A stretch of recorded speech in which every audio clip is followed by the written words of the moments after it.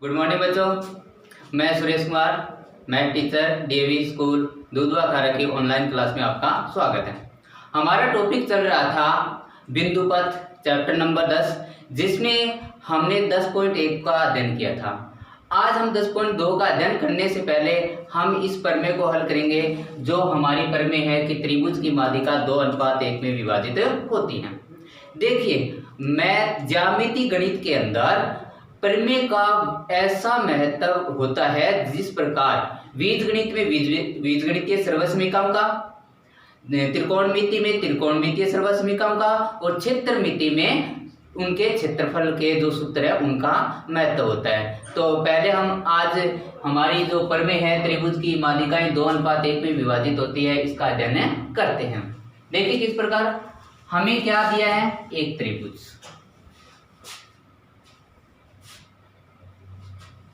त्रिभुज का नाम हम लेंगे ए बी सी, जिसकी माध्यिकाएं क्रम से ए डी डी ई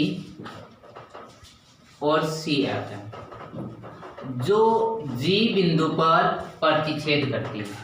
हमें यहाँ पे क्या बताना है कि ये जो ए जी और जी डी इनका अनुपात 2:1 होगा, BG और GE का अनुपात 2:1 होगा और CG और GF का अनुपात 2:1 होगा। तो देखिए, हम पहले इसको हल करने से पहले हमें जो बात दी हुई है उन्हें लिखना है। दिया हुआ क्या दिया गया है, त्रिभुज ABC की माध्यिकाएं AD BE और CF G पर प्रतिच्छेद करती हैं। सिद्ध क्या करना है, सिद्ध करना है कि ये जो माध्यिकाएं हैं ये 2:1 में विभाजित होती है। यानी हम यहाँ लिख सकते हैं कि AG अनुपात GE 2:1, या अन्य जैसे BG अनुपात यहाँ पे GE 2:1, इसी प्रकार CG अनुपात GF = 2:1। यानी तीनों माध्यिकाओं के बारे में हमें बताना है कि 2:1 में विभाजित होती हैं। देखिए, ये हमें सिद्ध करने से पहले हमें एक रचना करनी होगी। रचना के अंदर हम क्या करते हैं, जो हमारा ये जो AD माध्यिका है इसको आगे इस प्रकार बढ़ाते हैं कि हमारा जितना GT है इतना ही हमें आगे D से यहाँ पे H मान लेते हैं, H तक बढ़ाते हैं। और यहाँ पे हमें ये बताना है कि ये HG है वो GH के बराबर है। ये बात हमें क्या करना है, रचना करनी है। रचना के अंदर हम लिखेंगे क्या कि ये जो AD माध्यिका है इसको H तक आगे इस प्रकार बढ़ाया कि HG है वो किसके बराबर है, GH के बराबर है। यानी AG किसके बराबर दिखाना है, GH के बराबर दिखाना है। ठीक है, रचना होने के बाद हमें क्या करना है, इसको सिद्ध करना है। तो इसकी उत्पत्ति, और उत्पत्ति के अंदर आपको ध्यान देना है पहले इस त्रिभुज पे ABH पे। यहाँ ध्यान दीजिए, ये F है वो HG का मध्य बिंदु है, क्योंकि देखिए ये F है वो AB का मध्य बिंदु है, क्योंकि ये जो CF है वो इसकी माध्यिका क्या होती है, एक त्रिभुज की शीर्ष भुजा के मध्य बिंदु को मिलाने वाली रेखा को क्या कहते हैं, माध्यिका कहते हैं। तो ये इसकी क्या है, मध्य बिंदु है। ठीक है, अब मध्य बिंदु है इस प्रकार AH से देखिए, AH में हमें रचना में AG है वो किसके बराबर किया था, GH के बराबर किया था। इसका मतलब ये GBAH का कौन सा बिंदु हो गया, मध्य बिंदु। अब बताइए क्या यहाँ पर हम मध्य बिंदु पर में यूज कर सकते हैं। देखिए, इसको मैं यहाँ पे अलग से अंकित कर रहा हूँ। यहाँ पे A है, यहाँ B है, यहाँ H है, यहाँ इस प्रकार F और G पॉइंट है। अब देखिए, F है वो AB का मध्य बिंदु है, G है वो AH का मध्य बिंदु है। इसका मतलब क्या हुआ, यहाँ पर मध्य बिंदु पर में, यानी किसी त्रिभुज की दो भुजाओं के मध्य बिंदु को मिलाने वाली रेखा तीसरी भुजा के समांतर और उसकी क्या होती है, आधी होती है। तो हम यहाँ लिखेंगे त्रिभुज ए एच बी में एफ और जी क्रम से ए बी व ए एच के मध्य बिंदु हैं, अतः मध्य बिंदु पर में से क्या लिखेंगे हमें कि ये जो एफ जी है वो किसके समांतर है, एफ जी है वो किसके समांतर है, बी एच के समांतर हैं, बी एच के समांतर है। तथा हम ये भी लिख सकते हैं कि ये जो एफ जी है वो बी एच की आधी होगी, ठीक है, क्योंकि मध्य बिंदु पर में है, किसी त्रिभुज की दो भुजाओं के मध्य बिंदुओं को मिलाने वाली रेखा तीसरी भुजा के समांतर और उसकी आधी होती है, ठीक है। अब देखिए इसको हम एक नंबर दे देते हैं। इसी प्रकार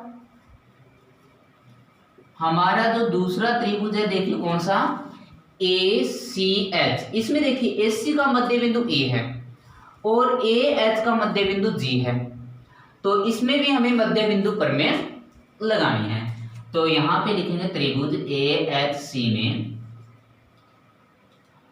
ई व जी क्रम से भुजा ए सी व ए एच के मध्य बिंदु हैं, अतः मध्य बिंदु पर में से, अतः मध्य बिंदु पर में से क्या कर लेते हैं, वही बात, यदि हम यहाँ पे ई जी है वो इसके समांतर करेंगे और ई जी है वो सी एच की आधी करेंगे, क्योंकि ये मध्य बिंदु को मिलाने वाली रेखा है। तो यहाँ पे हम लिखेंगे कि ई जी है वो समांतर है किसके, सी एच के, तथा हम ये भी लिख सकते हैं कि ई जी है वो आधा है किसके, ई जी है वो आधा है किसका, सी एच का, ठीक है। ये नंबर 2 बात हुई। अब ध्यान से देखिए, नंबर 1 बात थी कि एफ जी है वो बी एच के क्या है, समांतर है।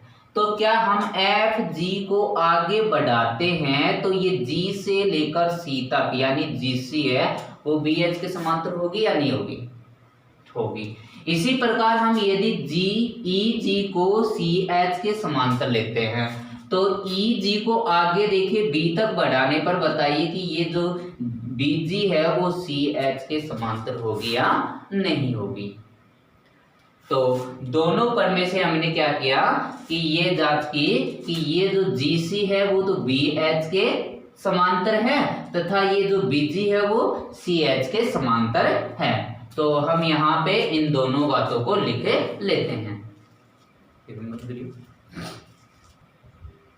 हाँ, तो देखिए हमने समीकरण 1 व 2 से क्या देखा, समीकरण 1 व 2 से यहाँ पे इस GC को BH के समांतर कर देते हैं और BG को HC के समांतर कर देते हैं। तो लिखेंगे हमें BG है वो किसके समांतर हो गया, BG है वो HC के समांतर हो गया तथा जो ये GC बोल सकते हो या CG बोल सकते हो, CG है वो किसके समांतर हो गया, HB के समांतर हो गया। अब बताइए यदि किसी चतुर्भुज की समूह भुजाएं समांतर हो तो उसे कैसा चतुर्भुज बोलेंगे, समांतर चतुर्भुज बोलेंगे।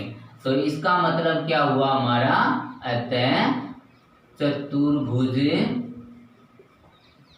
BHCG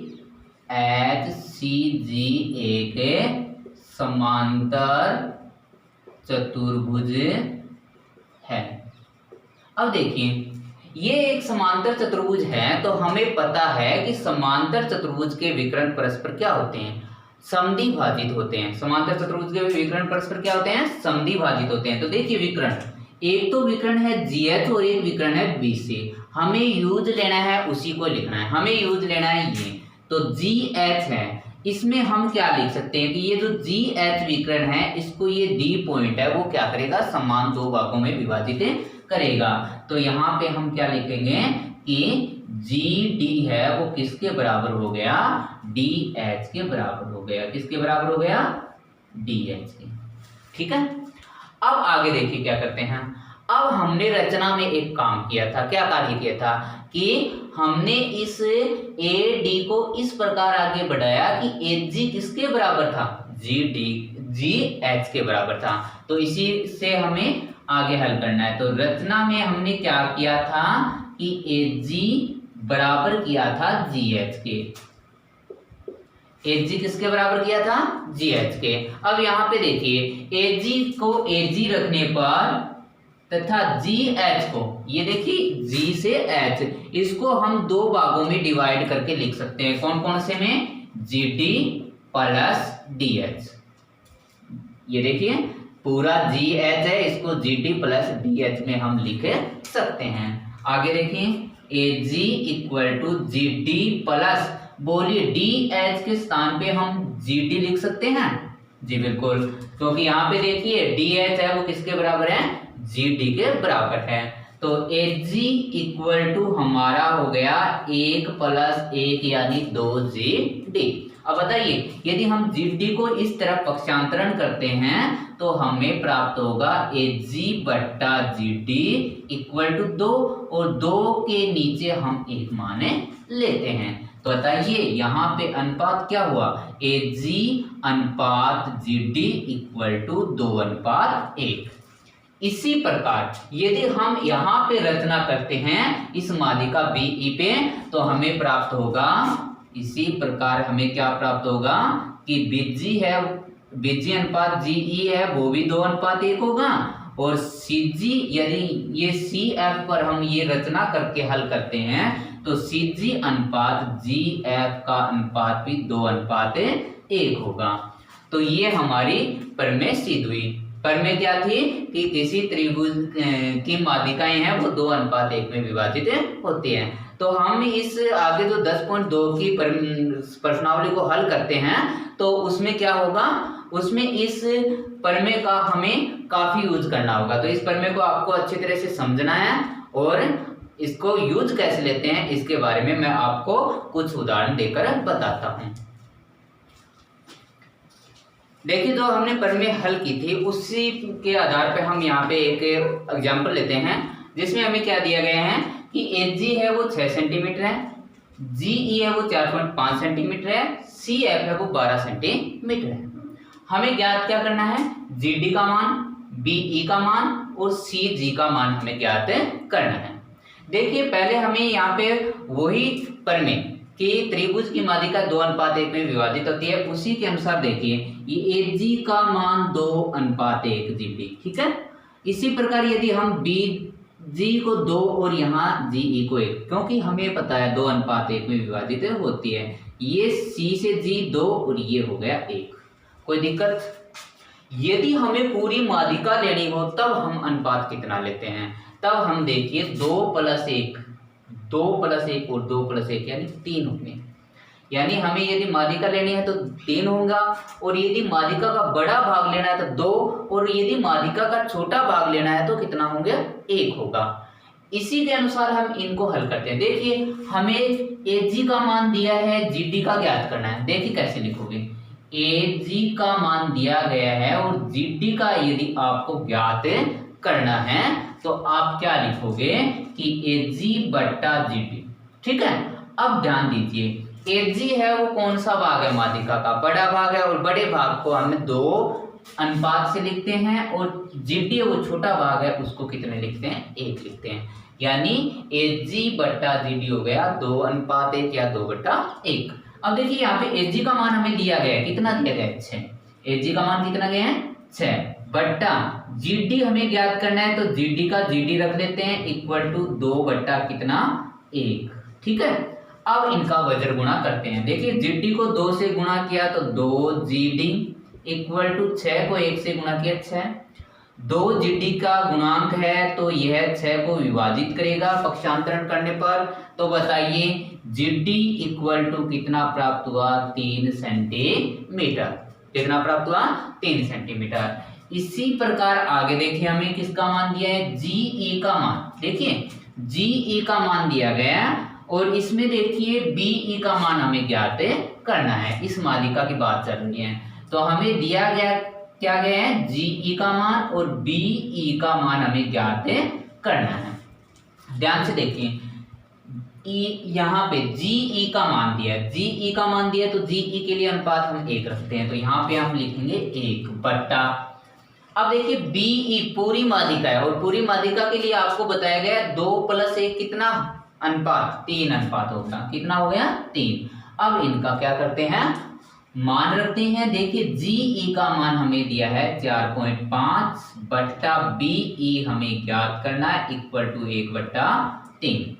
यहाँ पर भी हम वजन गुणा करते हैं तो बीई को 1 से गुणा करने पर बीई प्राप्त होगा और 4.5 को 3 से गुणा करने पर कितना प्राप्त होगा, 13.5 सेमी। कैसे देखिए, 4.5 इंटू 3 को 5 से गुणा किया 15, हासिल 1, 12 रहे थे 13। पॉइंट के बाद में 1 अंक है तो हमें 1 अंक से पहले क्या लगाना होगा, दशमलव यानी पॉइंट लगाना होगा। ये हमारा बीई का मान प्राप्त हुआ। अब आगे देखिए, CF का मान हमें कितना दिया है, 12 दिया है और CG का हमें ज्ञात करना है। देखिए किसका मान, CF का मान दिया गया है और CG का मान ज्ञात करना है। CF देखिए क्या है, CF पूरी माध्यिका है, कितना अनुपात होगा, कितना अनुपात होगा, 3 बट्टा CG जो माध्यिका है उसका बड़े वाला भाग है तो इसका अनुपात हम कितना लेंगे, 2 लेंगे। ये जरूरी नहीं है कि ये इस प्रकार ही लिखें, इसका हमें व्युत्क्रम भी लिख सकते हैं, यानी CG बट्टा CF इक्वल टू 2/3 भी लिख सकते हैं। यहाँ पे इसका BE बट्टा GE इक्वल टू 3/1 भी लिख सकते हैं और इसे GD बट्टा AG इक्वल टू 1/2 भी लिख सकते हैं। यहाँ पे देखिए CF का मान हमें दिया है 12, CG का हमें ज्ञात करना है इक्वल टू 3/2। वज्र गुणा करने पर 3 को CG से गुणा किया 3 CG इक्वल टू 12 दूनी कितना हो गया, 24। 3 है वो CG का गुणांक है, यानी गुणा में इसका पक्षांतरण करने पर यह 24 को विभाजित करेगा। अब देखिए 24 को 3 से विभाजित करते हैं तो हमें कितना प्राप्त होगा, 8, यानी CG का मान हमें कितना प्राप्त होगा, 8 प्राप्त होगा। तो हमारी जो प्रमेय थी उसी के अनुसार हमने इस उदाहरण को हल किया है। इसी प्रकार हमें जो दिए गए क्वेश्चन है उन्हें हल करना है।